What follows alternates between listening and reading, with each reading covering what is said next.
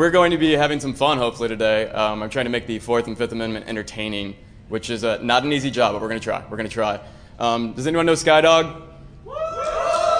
Okay, we got some people. Skydog's a goon here. He also goons at ShmooCon. We will be making fun of him the entire time. The subtitle of this is Poon the Goon. But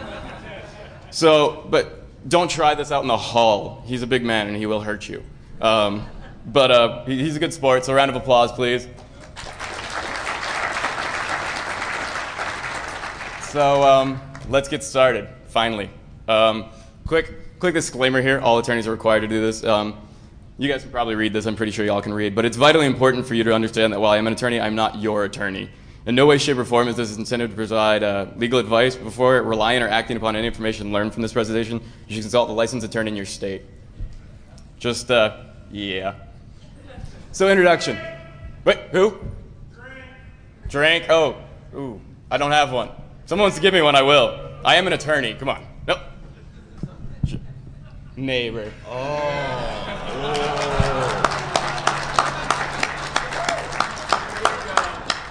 That's Sean from Dual Core, by the way. What's up, brother? Actually, I'm going to keep that. But, yeah, thank you.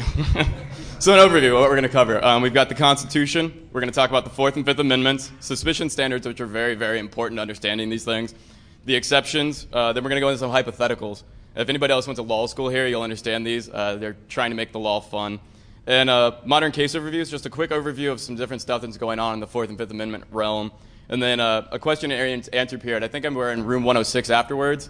I will take questions during the talk, but you'll have to scream really loud and stand up and probably dance. But if not, we'll get to them afterwards after that. And I guess I skipped an introduction. I am an attorney. I'm also a software engineer and a CTO for a software company. I've hacked since I was really, really little. Product you might know that I wrote was Azarus, the BitTorrent client. So I do know what I'm talking about. I didn't write Vooz, though. Vooz is the terrible one that's out now, not mine. But the Constitution. Little quiz. How many articles does the Constitution contain? 23. That is not right. It's actually 7 a preamble and signatures. Those are the articles. There's amendments, though. How many amendments are there? 27. There are 27. Who said it? You're cool.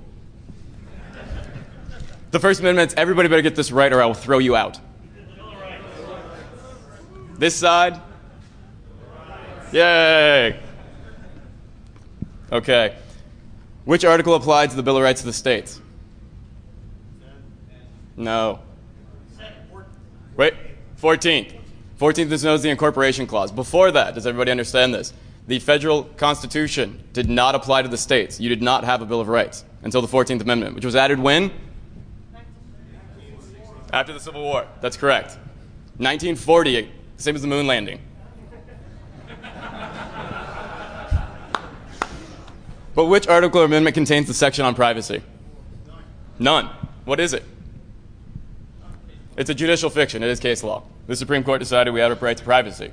But there is none. If we want to add one, what do we have to do?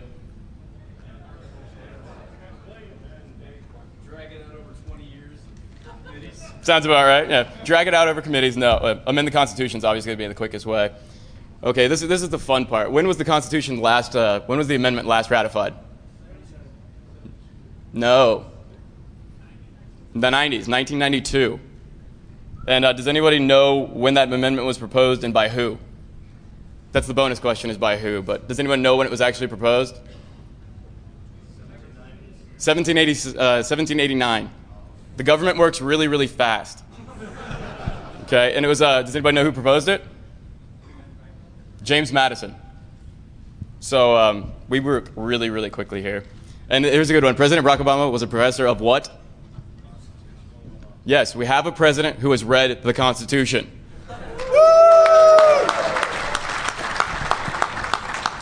That'll hopefully be the last political joke, but maybe not. So let's get back to the point and making fun of him. Introduction to the Fourth Amendment. So this is the Fourth Amendment. Can everybody read that? All right, we'll read it. The right of the people is to be secure in their persons, houses, papers, and effects against unreasonable searches and seizures shall not be violated, and no warrant shall issue but upon probable cause, supported by oath or affirmation, and particularly describing the place to be searched and the person or things to be seized. Does anybody like that? I do. It's a nice thing to have, I think. But that's our Fourth Amendment. Now, the part is, it's separated into two clauses, okay? When you read it, if you ever read a case on this, has anyone ever read a Fourth Amendment case? Okay, if you read this, a lot of times they'll break it down into the reasonableness clause and the warrant clause. Now, the reasonableness part is the right to be persons. It has to be a reasonable search, and the warrant clause, no warrant shall issue. If that brings it, it's a very fine point. Cases will always hinge on this. Like, if it was unreasonable, you're going to get one result. If it's a warrant, it's another result, okay? Just keep that in mind for when we're moving on here. So examples of a person being seized and a person being searched. So a person can be seized and searched. A car is pulled over and a driver is frisked. Okay, has anybody been pulled over and frisked? You guys are awesome. Was it fun? No, I didn't think so. It's never fun. A person seized but not searched. Okay, that's like a traffic citation. You've all got one of those, right? Everybody? Yeah, not fun either. But a person searched and not seized, that's a little less common, happens at the border, but a thermal scan or an x-ray, brain scans in the future maybe. Interesting point there is the Kylo case. Is anybody familiar with it? The heat sensors. They basically said that it wasn't allowed because the technology wasn't in common application. So we've got some neural networks or neural scanning stuff coming out soon. If that becomes commonplace, will that be an allowed search? Don't know. Under the court case now, it might be. It's kind of weird. But so search and seizure defined. A search. You have to have an expectation of privacy. It requires something that you reasonably have some belief that it's private to you, okay? If you have something just left out in your yard, no expectation of privacy. It's not a search if they look at it, okay? And there has to be a seizure. So a seizure is different for an individual or a property. When a person believes he's not free to ignore the government's presence. Anyone ever been stopped by the police and they said you're not leaving here? You were seized. If they just stopped you and asked you a question, you were not seized. You were free to leave. You consented to asking or answering it if you did.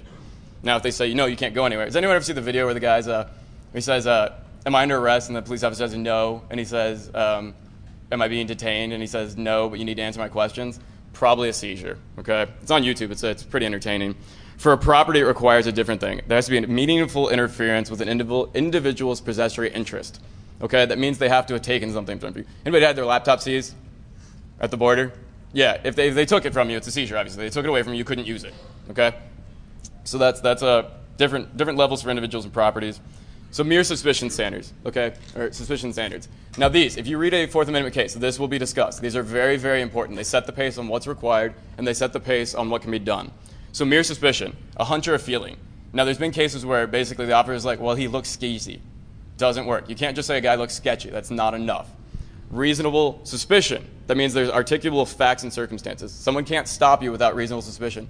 Modern cases of this, a lot of states, it was a lot of case actually, they stopped a man and they asked him for his ID. And the state had a law that said you have to provide ID when asked under reasonable suspicion. So he had to have some reason to stop the person. And he was convicted under it. They said, the Supreme Court said that's okay. He had reasonable suspicion. The law required it. He stopped him. He didn't produce an ID. He was guilty. Okay? So reasonable suspicion. But he had to have some reason. He thought the guy was committing a crime. Okay? Probable cause. Now this is what was required to not violate your Fourth Amendment rights. They have to have probable cause. So a search is a reasonable, it's separate for a search and an arrest. So for a search, a reasonable belief that evidence or contraband will be found. If they're searching your property, that's what they have to believe. And there has to be probable cause. There has to be probable. They have to think they're going to find something. An arrest. Its facts and circumstances indicate that a person had committed or was committing a crime. If they see you pull a gun and you're about to shoot someone, what's that going to be? It's going to be probable cause. Okay? They can stop you and arrest you. So exceptions. Obviously, any of your constitutional rights, the exceptions usually eat the rule. We've got the border exception, which we'll definitely be talking about. Plain view, if that's left out in your yard, for example. And there's a lot to deal with curtilage, but we're not going to talk about that. Open field, same thing with curtilage. Exigent circumstances, there's a great case on this where a police officer was in hot pursuit with chasing a suspect. He tracked down the suspect. The guy runs through someone's house, through an apartment building, I believe. They run through, the tenants of the apartment building were sitting sifting marijuana on their desk, separating it out. The police officer says, screw this guy with the TV, stops, arrests the two people at the table, and it's completely fine. It wasn't a violation of their rights because he was in hot pursuit. He was in a legitimate duty. So don't sort drugs on a table unless you lock the door, okay? Skydog, are you paying attention? Okay, good. So search incident to arrest. Who's been arrested? You don't have to raise your hands. No, well. You guys want to party later? I got something. No. But search incident to arrest is basically when you're arrested, they search you. They can. There's a couple different variations. Hey, that's mine. Now, there's Terry stops. There's a different stuff, and we aren't going to really talk about that too much. There's also what's known as inventory searches, and that's what a civil search is. So when you're arrested, they check your car to make sure you didn't have a Picasso in it, or if you did, that you can't say they stole it. So they'll pat you down, they'll strip search you, etc., to make sure you can't say that, well, they took my watch or something. So you get an inventory search, and that's got a different set of rules, which we'll talk about briefly. A motor vehicle, basically the rules of motor vehicles, we're not really going to talk about it, but if you get pulled over, they can pretty much search you. I mean, that's just the general rule to keep in mind. Public schools, it's a reduced standard. It's basically save the kids. Since they're protecting children, they don't have to have the same level. It has to be reasonable suspicion. If they think there's something there, and then consent. If you say, yes, come search my apartment, what are they going to do? They're going to search your apartment. So if you say, yes, come on in, it counts. But we'll talk a little bit. There's a scope to consent, and that's actually an important case, or an important thing in a lot of cases. So let's move on to the Fifth Amendment. The Fifth Amendment, I'll read this to you guys, since somebody in the back can't read, I heard. But is it decode? No, where's decode? Nor shall be, the Fifth Amendment, the part that's important for us. Nor shall be compelled in any criminal case to be a witness against himself, nor be deprived of life, liberty, or property without due process of law. Anybody else like that? I like the fourth. I like this one too. This is a good one for us, computer people at least. So when does it apply? So the Fifth Amendment to apply, there has to be a statement or an act that has to be compelled. You can't just say, oh, I shot that guy. It's not a violation of your rights, okay? It has to be compelled from you. It has to be testimonial. It has to say something or not say something. It has to give them something they can work with in a case. It has to, for example, authentication of evidence is a very, very important one, and that's what we're going to focus on here. Everybody's familiar with the Boucher case, or I'm sure you've heard about it, and that's what we'll be talking about. It has to be incriminating. It has to subject you to some kind of criminal responsibility. Some liability has to be available from it. So contents of a search. Now this part gets really kind of tricky, and I'll have to ask you to bear with me. The examples it'll bring it out. But although the contents of a document may not be privileged, the acts of producing the document may be. These are the Doe cases. There's Doe 1 and Doe 2. But the interesting part of that is it's a separate thing. Okay, so the contents of a document may not be protected. They may not be incriminating. But the fact that you had the document and you produced it to the government may be incriminating, if that makes sense. Bear with me on that one. I know it gets tricky. So again, as I said, there's always exceptions to the rule, and there's lots of exceptions to the Fifth Amendment. So physical evidence is not testamentary. A piece of physical evidence is a piece of physical evidence. It is not a statement from you, okay? So fingerprints, blood sample, hair, DNA, voice samples, that's why they can force people into a lineup without a violation of the Fifth Amendment rights. It's a physical piece of evidence. And foregone conclusions basically says if they know where it is and they know what it is, you need to produce it. You don't get a Fifth Amendment right, okay? Now there's one slight. It requires a grant of immunity. And we're going to talk about that, and it gets a little weird, but we're going to try here. Now has anybody heard of this, the Locke versus Safe debate? It was actually talked about earlier this week, or on Friday. There was a small talk about this in track 4. But so this is a Supreme Court decision that basically established there's the Locke versus debate. So in the Fifth Amendment, a lock, if you have a key to a lock, that is a piece of physical evidence. That is producible. If you have a safe with a combination, that combination is in your mind. As long as you haven't written it down, that is protected. It is a statement at that point. What do you want to have in your house? A safe. At least a safe. You might have a safe with a key too. Why not? But so you guys can read the slide. That's good. We'll move on. So this is where it gets really, really weird. Use and derivative use immunity. If the government knows what you've produced and what you have, they can require you to produce it, but they can't use that against you in a court, okay? So if they say, I know that you've got this safe and I want to know what's in it, but I won't use that you gave me the combination to get into it, you're okay. They're okay to force you through it through your Fifth Amendment rights because it's not a violation anymore. Your testimony that you gave them can't be used against you. And anything that's a product of that can't be also. Does that make sense? It's a little tricky, but we'll get to it and we'll cover it in the Boucher case coming up. So that's how they get around that. This is actually a statute defined by the Congress, obviously, with the USC 6002. This is the codification of that. It basically says they can force you to produce something, but they have to give you derivative use immunity. Okay? Okay, here we go. They took my laptop, and we're going to try to make this fun. Thank you, Skydog. So here's the rules. All scenarios are warrantless. There are no warrants issued in these cases. If they have a warrant, you are what? I will accept all answers above. And it's the current date. It's the current date and time and the current case law. Okay? Everybody cool with the rules? If not, get the fuck out. Hypotheticals. This is Skydog.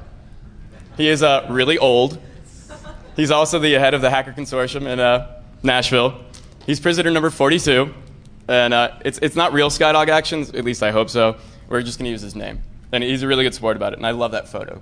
So ShmooCon, anybody go to ShmooCon? Woo! Bruce and Heidi are awesome, by the way, if you see them. Go to ShmooCon if you can't. Not that DEF CON's not great, but they're all good. Communications. Okay, let's start with this. Skydog has just attended Outer Zone 09 and decides to tell his friends, all 2 of them, how amazing it was. He calls, writes a letter to, and emails his friend Wrench in Nashville and Bush in Iraq. So we've got 1 person in this country, 1 person out. A very important distinction. And we've got 3 communications. An email, a letter, and a phone call. Okay? To each one. So it's 6 communications total. 2 people, 3 communications each. This is what they would look like. We've got the Wrench stand-in and Bush. Bush isn't here, but we have Presmike, which I couldn't get his photo in because my laptop broke. But C-Blind's up here, who's the one. He's fun. No. So communications, this is what happens. The mail, the Selgin case, a very, very interesting case. It's okay to read foreign letters without suspicion. If it's going across the border, they can read it. Okay? If it's internal, they need a what? A warrant. If it's going across the border, they need what? Nothing. Isn't that weird? But this is, here's where it gets really, really weird. So in 77, reasonable suspicion was required. This is the Ramsey case. It basically said, this dealt with FedEx, but basically it said that if it's going across the border, it has to be something that they think they can find inside of it. They have to have some reasonable suspicion. They have to think, oh, there's a bomb in here, or oh, there's drugs in here. Basically, that case, a tube broke open, a bunch of cocaine spilled out, and they were like, oh, we should look inside here.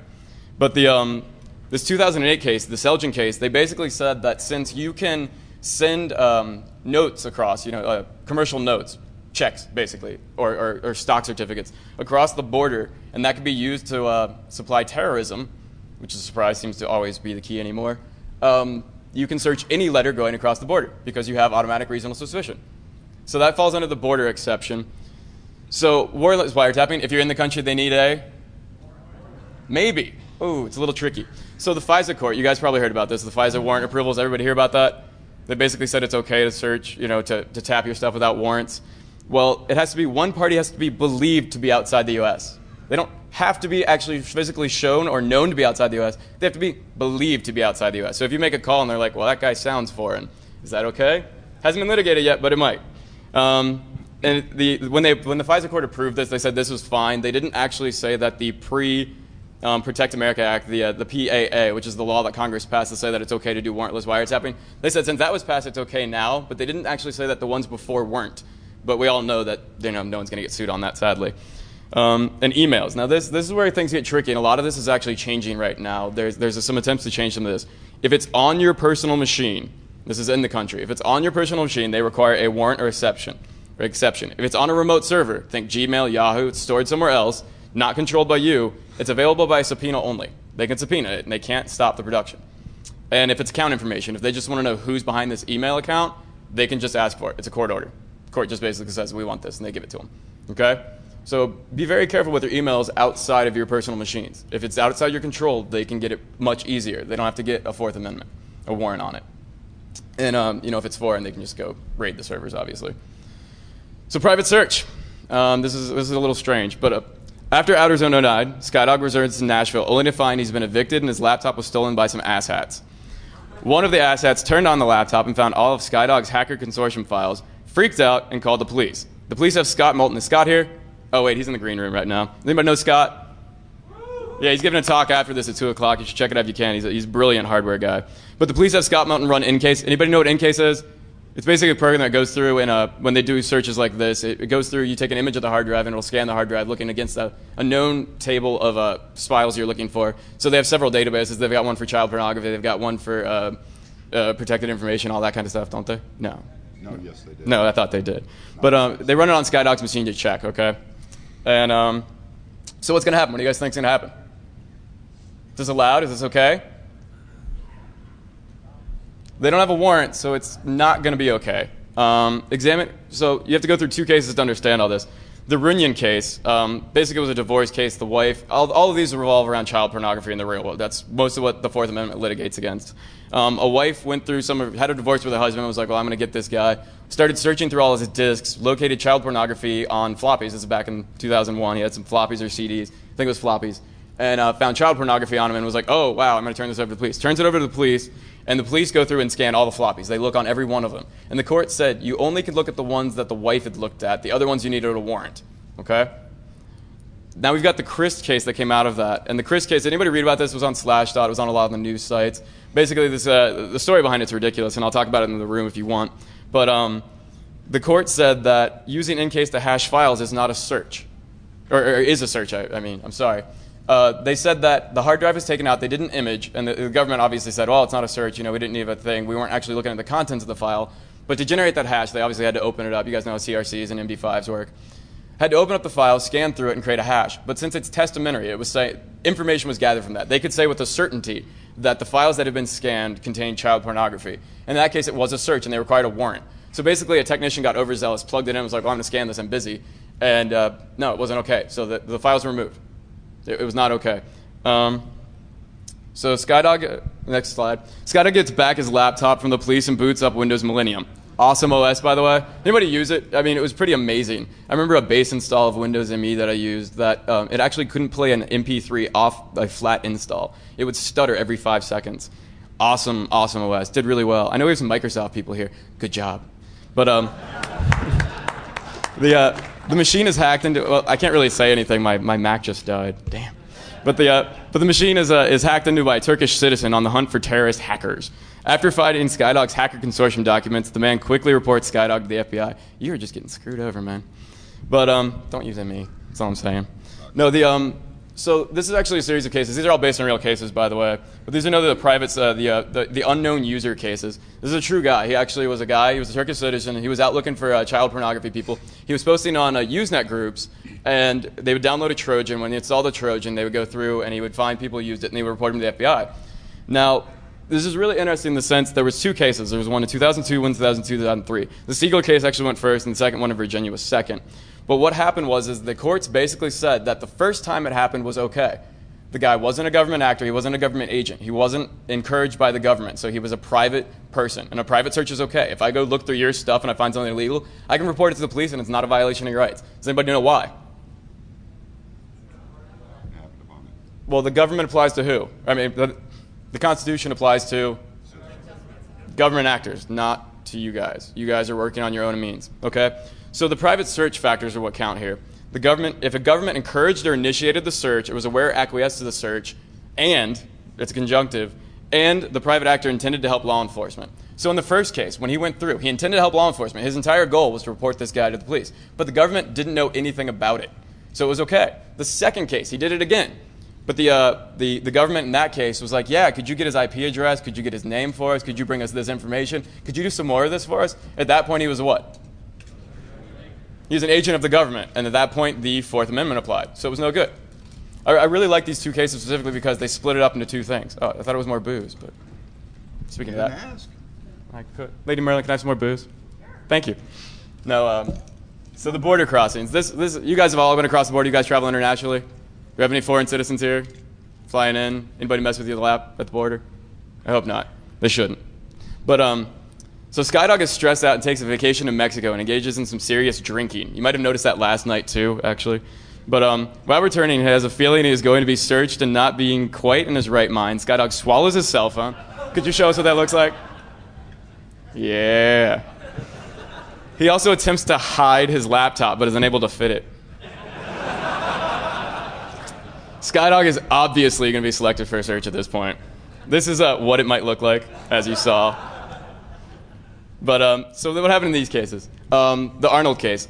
This is when the court basically said that laptops are no different from closed containers, which are subject to a search at a border. When you cross a border, you have very, very, very few rights. Because the country, the sovereign, obviously has the right to protect their borders. So if you're coming back in, you don't really have a lot going for you.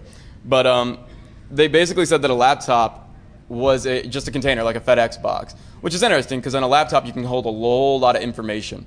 Whereas in a box, you might fit a couple of documents. Or maybe, a bowling ball or something. Who knows?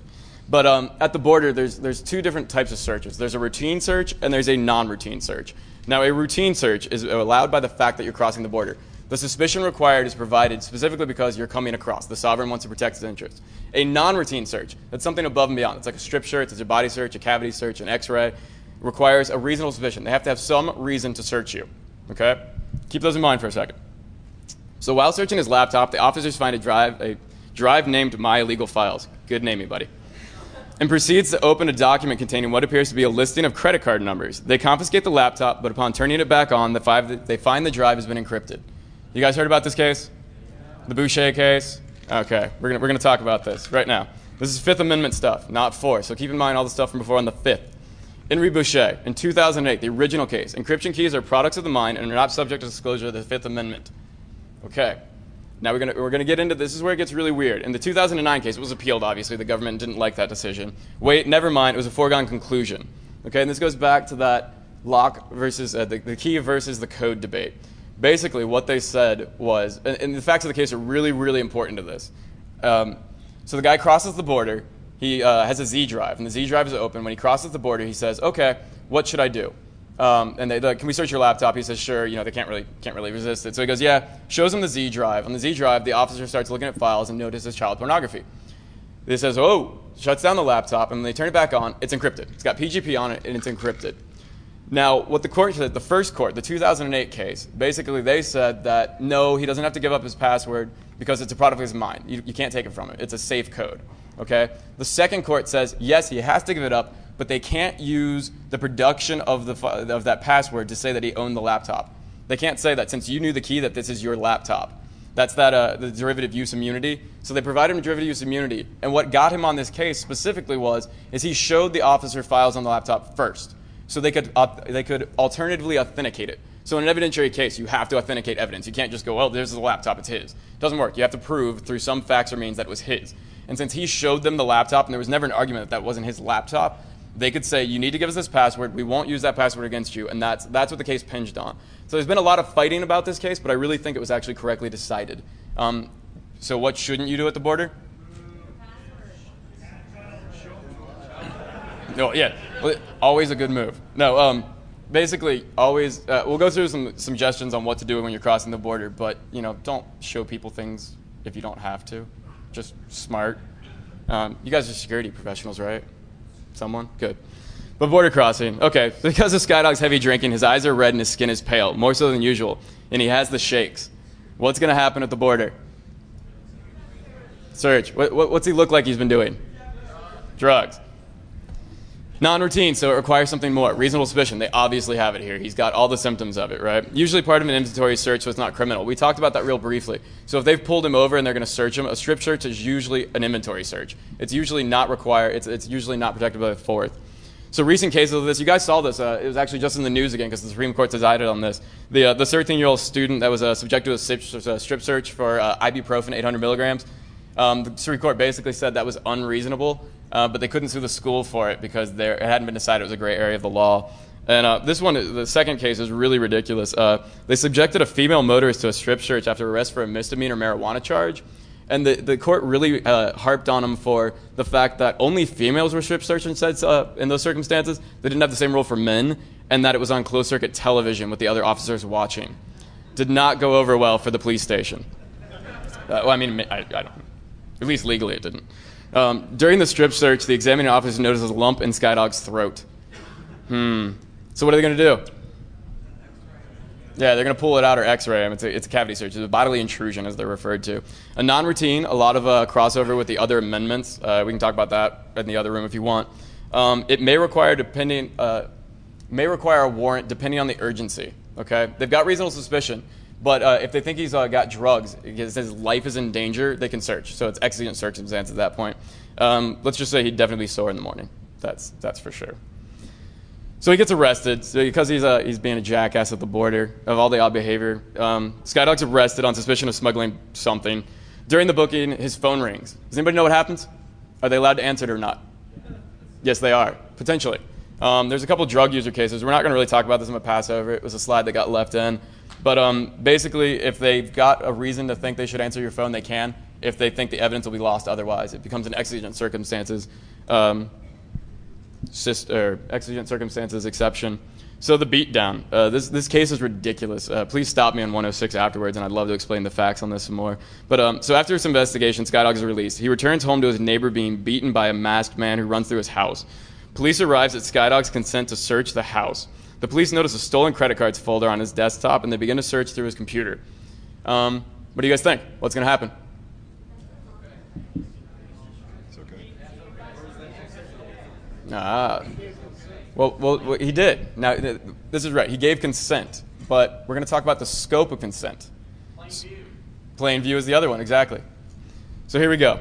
Even though the consent to the search was given, the consent did not extend beyond the evidence of the assault. The initial evidence, plain view, which is seen on there, they let him in, however, would be available under the plain view exception.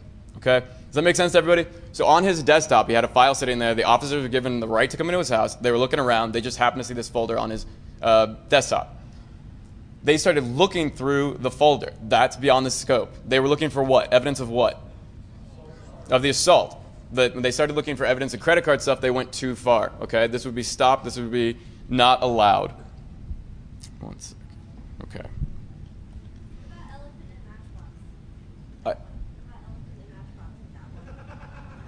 Oh, so yes. Never put an elephant in a matchbox. Never put an elephant in a matchbox. It's a terrible for the elephant. They're not happy about it.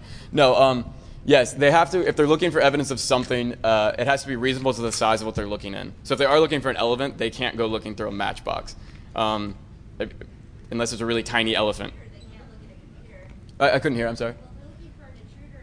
No, exactly right. They couldn't have, like, if it would have been something in his closet, if they would have opened the closet and started looking, where it would have been hiding, don't look in Skydog's closet. No, then it would have been okay. It would have been something that the intruder could have been there. There could have been evidence in there, but yeah, I doubt the guy went and beat the people, ran through the house, and started playing, solitaire. Who knows? You never know. I mean, people have done stupider things. Read the cases; they're amazing. But so we're going to talk about this military invasion stuff. Now, this actually hasn't been litigated, but it's odd. So it turns out that Skydog's stolen credit card folder was actually just Alan Tigger porn. Anybody know Al? The best way to refer to him is Gay Al. Little gay Al. Al's awesome if you haven't met him. He's not here this time, which is sad. But whoever knows Al, he's a great. You'd know him if you know him. Trust me. So the search there was Alan Tigger porn, all 25 terabytes of it. So Skydog is released again. Unfortunately, those emails, letters that Skydog sent to Bush look like terrorist documents. The president orders a raid by the military of Skydog and Bush's houses. Skydog. But this is what Al Tigger porn looks like. If you've never been to Freaknik, this is actually what happens. Yeah. Well played, sir. That's Al, by the way, obviously. But so military invasion, the Bushmen with 2003. Has anybody read this? It's this one line that a lot of people harped on, but it says, our office recently concluded that the Fourth Amendment has no application to domestic military operations. What they were implying was is if we just want to send the military in to raid you, it's cool. Which obviously people who know anything about posse comitatus, really odd thing to write. It's never been litigated. As far as I know, this has never actually been happened. I know there's no court cases on it. Well, Cheney tried to think about everything. Yeah, Well, they were going after someone up there. I wouldn't doubt it. I'm not too familiar with that part of it. Basically, it was saying that Cheney tried to send the military after someone in Buffalo. Does anyone know about that? Yeah, I'll have to check that out because that's just weird. But I always wanted to have a shirt that said, I'm Cheney and I'm in your Constitution messing things up. But I'm just saying, you guys, it would be a good one, I think. But the second case, this 2009, this Henry terrorist bombings. This is a really, really interesting one. It deals with going across the border and foreign stuff. The Fourth Amendment's requirements of reasonableness, but not the warrant clause, applies to extraterritorial searches of seizures of U.S. citizens. Basically, there's two guys in Africa. I can never remember the country, so I apologize. But two American citizens in Africa, they were over there. They basically was accused of running a terrorist training camp, something like that. They sent our government in to raid them. Obviously, they got permission to the sovereign country. But the court said it was cool. They didn't have a warrant. They just went and raided their house, took all their stuff, searched and seized the people. And the court said, yeah, that's cool. They don't have to have a warrant for it, but it has to be reasonable. So they couldn't walk in and shoot their dog or something like that. But if they just took everything, it was okay because they're outside the country. Interesting. So if you're outside the country, I mean, if you fly outside the country and they want to search you, they can just do that now. Just keep that in mind. These were American citizens, not foreign citizens. So what can you do about this? Don't keep sensitive data. Memorize and eat everything. Very important. Skydog can show you later. Only travel with clean equipment. So if you're going to cross a border, format, download the data over a secured channel upon arrival. Now, if you're transferring data over the border, what do they need to get it? Nothing. Nothing. They can just take it. That's right. They can just go in and check your data. So what do you want to do to it? Encrypt it. Ah, very good. Now, do you want to write down that password or not? No. Okay. You guys are good. So encrypt liberally. Never physically store the key. Ideally, use a physical and a non-physical key, something you've memorized, and a USB tag, something, a biometric scan, something, a two-part system. Shut down the equipment long before crossing. If it's down and there's a bio password, what can they do? Not much. They can image your drive. They can take your laptop if they want. Don't cross with anything you can't leave behind. Okay? Use BIOS passwords, and like I said, never travel with something you can't afford to lose. They have to give it back to you. It's a taking if they don't, or if it's contraband, they could keep it, obviously. I don't think that's been litigated yet. I'm sure it will be. Sure. Is it reasonable for suspicion that they can keep your laptop just because it's encrypted? There's actually been a case where a judge said that encryption was an indication. Thank you. Was an indication of increase the suspicion standard. Since it was encrypted, that there was probably something on there. That was a very low level. Anybody know how jurisdiction works in courts? It's really messed up, and if you want to talk about it, we'll talk about it in 106. But I think it was a circuit case, so it doesn't have a lot of application. But a judge basically said, yeah, it was encrypted, so it was really sketchy. So it kind of provided suspicion. I don't know if it provided enough to actually search it, though. That's like saying if someone locks his door, it's suspicious. Well, I actually I had a debate with someone not too long ago. Sure. Oh, I'm sorry. He said that's basically if someone it's the same analogy as if someone locked their door, that must be suspicious. They're trying to hide someone, and that's true. I think we all know how encryption works, but a lot of this is education to the courts and people who don't understand this. You hear encryption on the news; it's usually implied in what context? The movie Hackers, which portrayed us so well. No, basically, it's you're doing something nefarious, is what people think. I mean, we see encryption, we're like, oh, it's encrypted, cool. I wonder if I can crack that. But a court sees that, and that's not what they think. And I agree. I've actually had some arguments with people that, or not an argument, a good debate, witty banter. But I was talking to someone the other day, and they said to me that if it was encrypted, they obviously were trying to hide something. Was their argument was, and no, that's not true. And it really comes down to education. People just don't understand. So if you ever get to talk to a judge, they're actually usually really nice people. Just tell them encryption's cool. It's okay. Sometimes you just don't want people like these jokers reading your email. Don't let them read your email, by the way. But so yeah, never travel with something you can't afford to lose. Because if you don't want them to open it, what do? Well, just leave it. Leave it behind. Walk away and get another laptop when you get across the border. That's why we have corporate expense accounts, right? No. That's the best thing you can do. Right now, we're going to talk about some miscellaneous cases here. This is just modern stuff that's been happening that has applications here. And like I said, please keep in mind a lot of this deals with jurisdictional levels. So some of these cases are state court, not federal, and they're very, very low level, don't have a lot of application, but they're just interesting decisions. Sure. If they take your laptop, are they obligated to return it at any time? Usually they'll provide it back within 2 weeks of imaging it. Most of the time they'll take it for 30 minutes and give it back to you. They'll image your hard drive, something like in case, drop an image and give it back.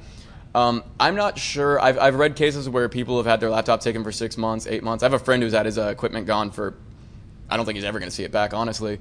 And there are arguments that if it's encrypted and you left it there, you probably abandoned it, so they could probably keep it at that point. If it's encrypted and they couldn't open it, my guess would be, I don't think this has been litigated yet, that they could say that it could have contained contraband, so it could be destroyed. Just as you were trying to come across with something illegal, they can obviously destroy it. But since they can't validate it that it is safe and doesn't contain something, I don't know how a court would decide on that one. But otherwise, it has to be reasonable and given back to you at some point. I think it will be litigated soon. I really do think there'll be a case that's on the point with this, because it's going to become more and more common occurrence, I assume. Oh, and also, cell phones. Any equipment. When I said equipment before, they can search cell phones, any equipment that's coming across. So an iPhone, you can dump an iPhone. Everybody knows that, right? Your iPhone can be dumped, so don't keep anything stupid on there you don't want.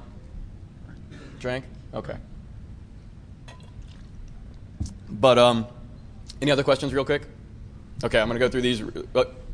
Could you stand up, please? I can't. On the, you're talking about the different, you have your email at a provider like Gmail versus secure possession. Mm-hmm.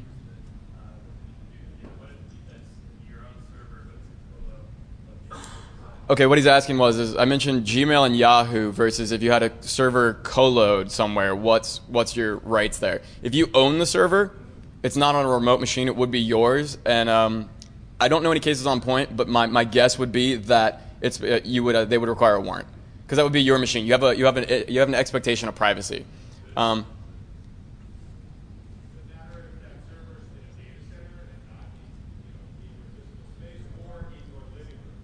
Well, if it's somewhere else, like I said, this hasn't been litigated yet, but my guess is if you owned it and put it somewhere else and there was an expectation of privacy, as long as it's a reasonable expectation of privacy, they should require a warrant since you own it. Yes?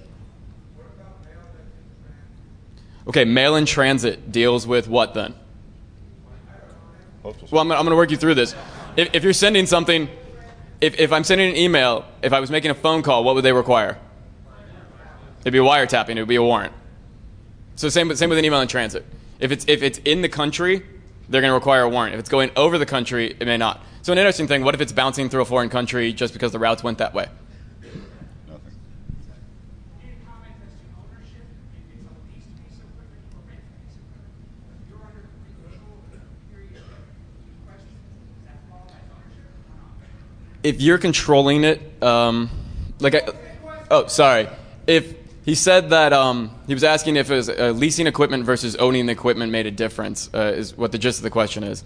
I honestly am not sure. My guess would be no, as long as you had sole control over the equipment and it was yours for that slotted time. It's the same as renting a house. If you're renting a hotel room, you have an expectation of privacy. They need a warrant to go into your hotel room, and I think that would be analogous in that case. So I'm going to go over these real quick. We'll take more questions in 106, just so I'm not going to run out of time.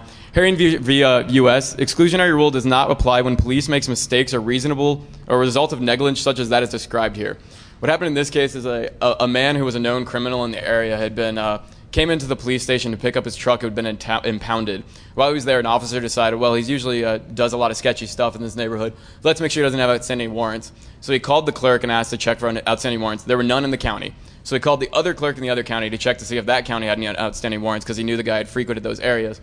Basically, the other clerk said, yeah, he's got 2 outstanding warrants for X and Y. Cop pulled him over, for the outstanding warrants, arrested him, searched his car, search incident to arrest, a car stop, found a gun and marijuana, I believe. He was a felon, so he couldn't have a gun, obviously, so he was in deep shit, to say it lightly. Turns out that the other clerk was wrong. The warrants had been removed. He actually had no outstanding warrants. It was an illegal search. It was a legal search and seizure. However, it was under the good faith exception, basically. The cop didn't know, and the clerk made a reasonable mistake. So it was okay.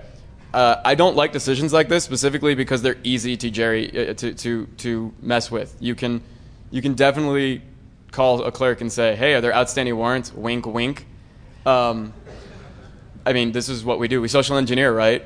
And that's open. I don't like that at all, for obvious reasons. State v. Stevenson, defendant excluded by home from court order has no reasonable expectation of privacy. So this is interesting. Obviously, a domestic abuse case here. A man was removed from his home under a court order. Said basically, don't go home. And because of that, he had no expectation of privacy. So they could search for his things without a warrant. Kind of interesting. A very odd case. Court can order you out of your house, and then the police can search you. But note it's a Minnesota appellate court case. That's not federal, please. Wisconsin via SVIM, warrantless GPS tracking. Okay, you guys all saw this on Slashdot or one of the news sites. So basically, they said it's cool, we can track you with a GPS without a warrant. But then New York said, no, you can't. 2 different jurisdictions, so it's completely fine, but that'll probably get litigated in federal eventually, I assume. So I've got, I don't know how long, but I can do a couple more questions. Yeah, I got 5 minutes if we want to do some questions here, and then we'll go to 106 for any follow-ups. If they can't crack your password, they can make an image of your hard drive in the system and then try to crack it afterwards. That's completely fine. Oh, I'm sorry. He asked, what do they do if they can't crack your password at the border? Did you have a follow-up? If they can never crack it, they can't crack it. What are they going to do? I mean, they can't force disclosure from you unless you wrote it down. And they'd have to have some reason to force it then. Has there been any updates on self-incrimination for being forced to enter your own password? Well, that's the Boucher case is that, exactly. Forced disclosure of passwords, the Boucher case is actually just that. They can if they have a separate way to authenticate the laptop. Otherwise, it's a Fifth Amendment right. You can plead the Fifth.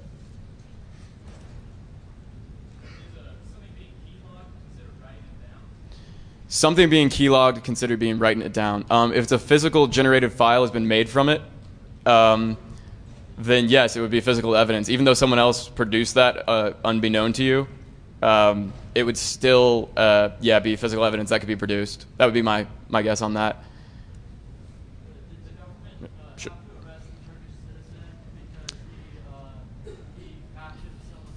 Did the government have to arrest the Turkish citizen because he hacked on someone's computer? Police can do what? Anybody know? They have discretion. Well, they can't do anything they want, but they have discretion to choose who they prosecute. Prosecutors have discretion, prosecutory discretion. So no, they didn't, and they weren't going to. I assume he was helping them out. They never did go after him. Actually, they weren't even sure who he was. They couldn't force him to testify at trial, so they didn't even know who he was. Sure. He asked if the data lives on your friend's computer, if all the same rules apply. No. That's my guess, specifically because unless you had an expectation of privacy there, if you're like, here's my stolen credit card files, enjoy, then, if you just gave them to him freely and he was allowed to do anything he wanted with it, but if you'd hid him on his computer somewhere, maybe that would make a difference, if that made sense. I think it would reduce your rights at least.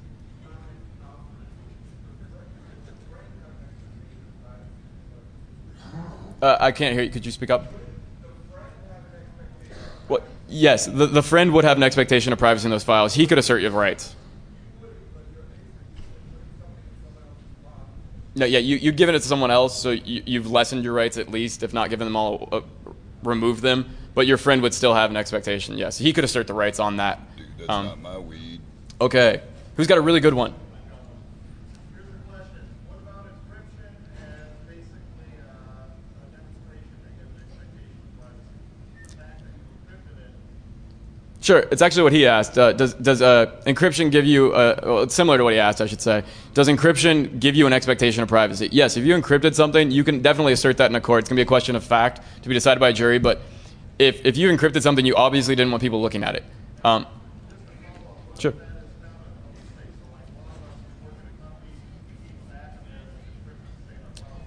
Well, he asked if it was placed into a public space, what would that do?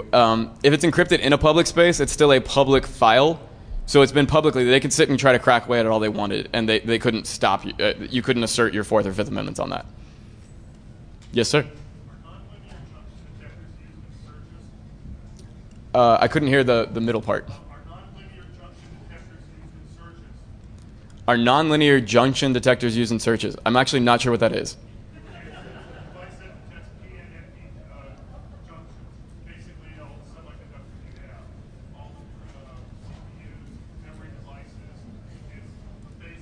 Is that something from Back to the Future?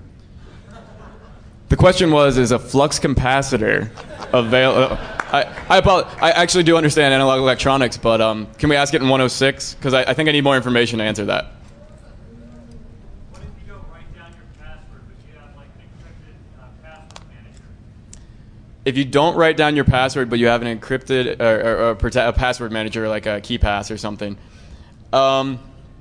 it's physically stored somewhere. So my guess is that they could request the KeyPass file, but since that's encrypted, they couldn't force you to disclose the password to open the KeyPass file. But if they could crack it, they can crack it. That would be my guess. I don't think that's ever been litigated though. Man on the floor. Keyloggers. Well, that's a whole different area of law. And if they're keylogging, they're what? Wiretapping. What do they need? Unless? You guys are good. So you guys can work through this. Everybody here is not an attorney. No.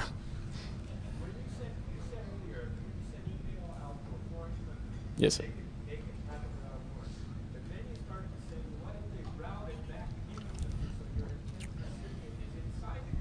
Okay. Well, that wasn't a case. Basically what he asked is, oh, I'm out. Sorry. 106.